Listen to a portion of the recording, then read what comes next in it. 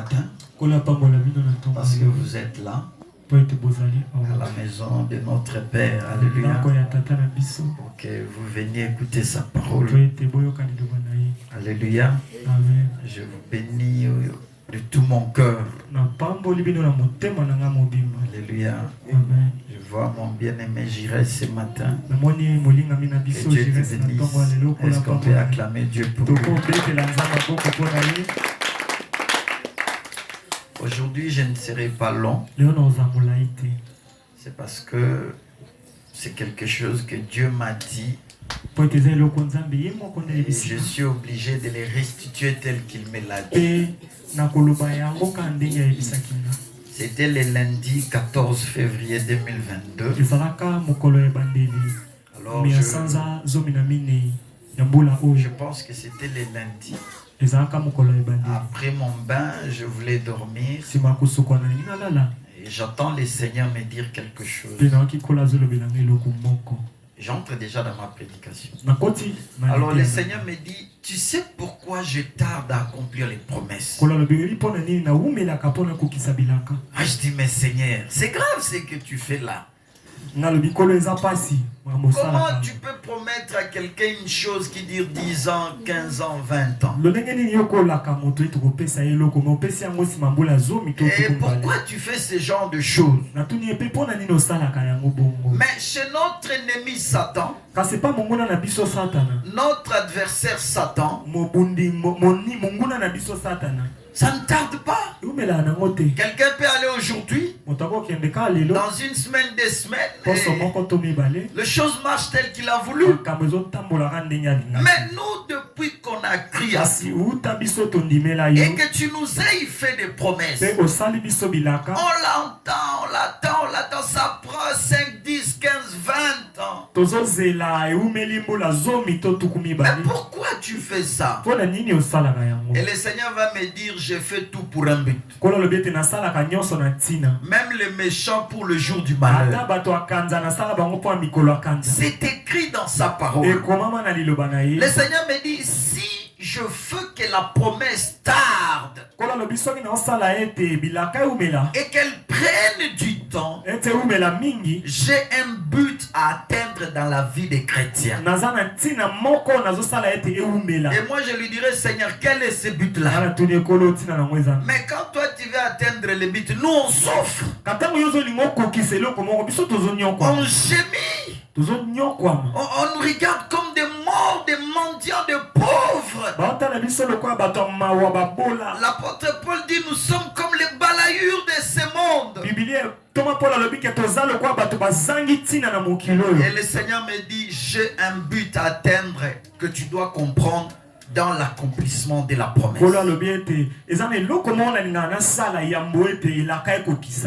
Il a un objectif à atteindre. Voilà pourquoi la promesse peut durer 10, 15, 20 ans. Même s'il t'a parlé en songe 5, 10 fois, 20 fois, ça tarde, Dieu veut atteindre un but. Mais quel est ce but que Dieu veut atteindre dans notre vie? C'est ça la révélation que le Seigneur m'a donnée. Mais avant que je ne puisse te donner la révélation, le Seigneur m'a dit ceci. Tout ce qu'il t'a dit, tout ce qu'il t'a promis, il le fera. Il le tiendra.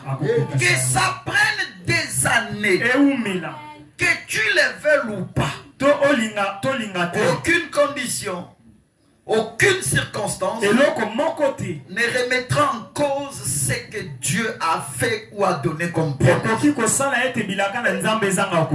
jour où Dieu est venu dire à Abraham, Abraham, tu auras un enfant. Abraham dit, il faut te parler d'autre chose quand tu viens me voir, Seigneur. Il faut parler d'autre chose. Un homme qui a 100 ans, une femme qui a 90 ans. Quand tu m'avais fait la promesse, j'avais encore 75 ans. Sarai avait encore 55 ans. On pouvait espérer avoir un enfant. Mais tu viens à 90 ans pour me reconfirmer la promesse. qu'Ismaël vive devant toi. Le Seigneur dit non. Pas Ismaël. Mais l'enfant qui naîtra de ça. Et lorsque Dieu a dit que Sarah, l'année prochaine, tu auras un enfant, la Bible dit Sarah arrive. Sarah même dit, est-ce qu'une femme à 90 ans peut Et Sarah était seule à la cuisine, personne ne la voyait, mais Dieu l'a vue. Parce que parmi les 3 hommes qui étaient venus pour aller détruire Sodome et Gomorrhe, Dieu était lui-même là-dedans. C'est là où les gens de la Trinité se sont trompés que Dieu marche à 3. Non. La Bible dit il y avait des anges qui allaient pour détruire Sodome et Gomorrhe. Et lui-même Elohim était là. Alléluia. Voilà pourquoi lorsqu'il s'agissait d'aller juger Sodome et Gomorrhe, Dieu n'est pas parti parce que Dieu n'a jamais été un meurtrier.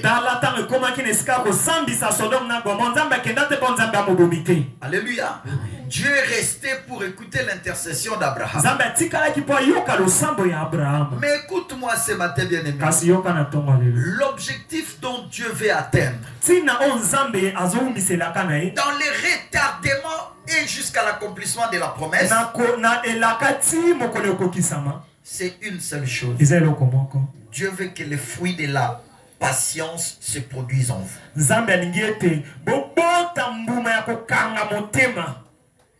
Si Dieu laisse la promesse prendre beaucoup de temps,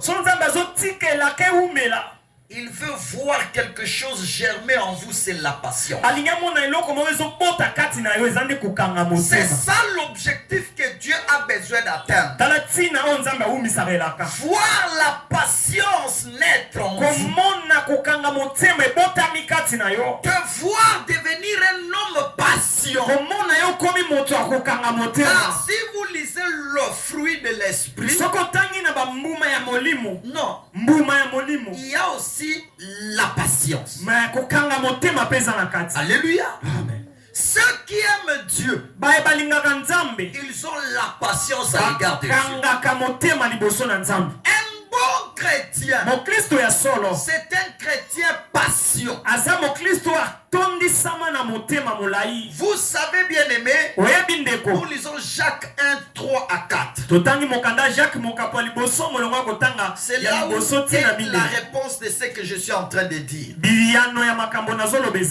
Jacques 1, 3 à 4. La Bible dit, sachant que la mise à l'épreuve de votre foi produit la patience.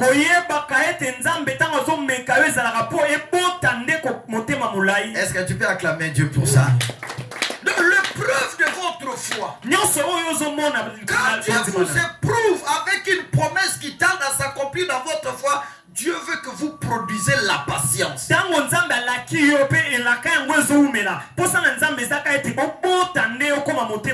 C'est ça ce que Dieu veut atteindre comme objectif dans votre vie. Parmi les caractéristiques d'un bon chrétien, un bon chrétien est celui qui est patient. Un bon chrétien, parmi ses qualités que d'autres faux chrétiens n'ont pas, ils ont l'esprit patient. Un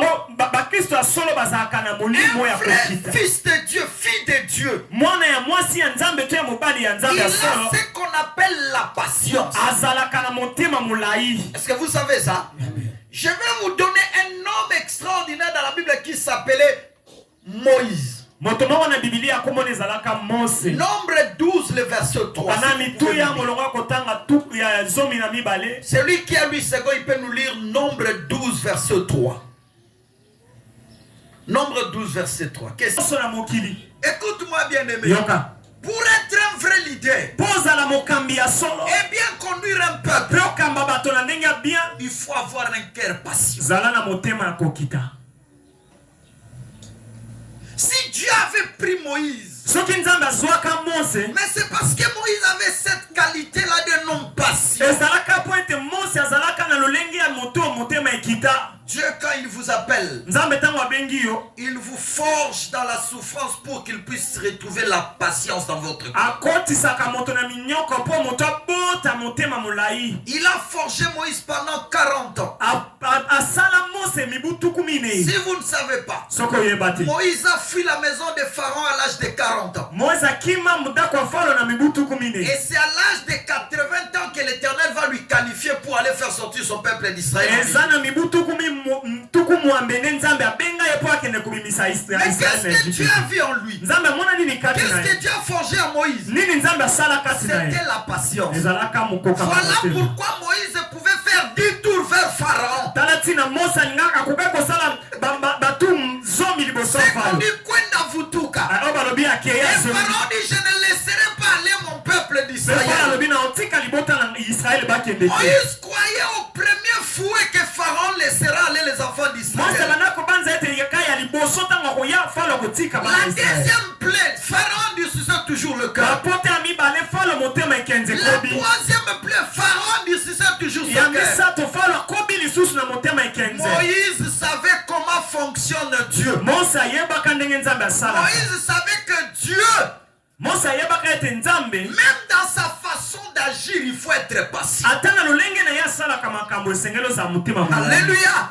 Même lorsque Dieu vous donne une mission, jusqu'à ce qu'il accomplisse ce qu'il a dit, ce n'est pas en un seul coup, c'est pas en une seule façon, mais il faut être patient jusqu'à ce que Dieu accomplisse ce qu'il a dit. Dieu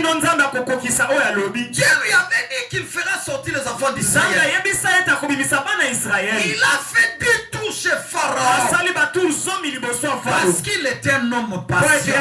Vous savez ce qui tue notre génération d'aujourd'hui?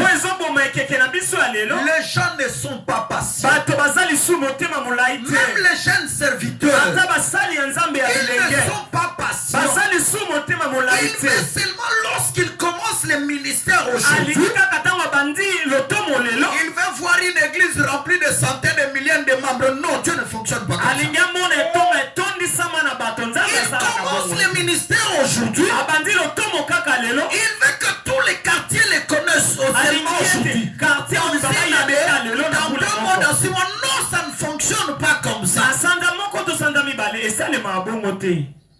Il manque la passion. Voilà pourquoi ils vont toucher à tout. Ceux qui commencent la musique, ils veulent seulement faire du buzz aujourd'hui. Il n'a pas même donné un album qui a fait une année, mais il veut être connu mondialement. Dieu ne travaille pas comme ça. Dieu travaille avec les gens patients. Tu peux commencer une chose aujourd'hui, mais c'est après 10 ans que Dieu manifestera sa gloire. Même voilà pourquoi, même en matière d'être élevé par Dieu, il y a peu de gens. Parce que notre génération actuelle, les gens manquent une chose, c'est la patience. Même les hommes de Dieu manquent la patience. Voilà pourquoi ils se vautrent même dans l'occultisme. Vous allez voir même des gens qui commencent à travailler aujourd'hui. Il veut seulement qu'ils puissent monter des grades aujourd'hui. Écoute-moi, le manque de patience, c'est un démon qui conduit notre siècle. Les gens veulent des choses à la va-vite. Les gens veulent des choses qu'ils font rapidement. Non et non. Dieu m'a dit, il tarde. C'est pour forger en toi la patience. Voilà maintenant les signes par lesquels vous reconnaîtrez que Dieu a béni cet homme. Vous trouverez cet homme même lorsque vous venez avec un projet devant lui, il n'est pas pressé. Il est un homme patient. Il est capable d'attendre même 5-10 ans. La nature ne vous enseigne-t-elle pas? Pour devenir diplômé, il faut faire 12 ans. Pour avoir une licence, il faut faire 17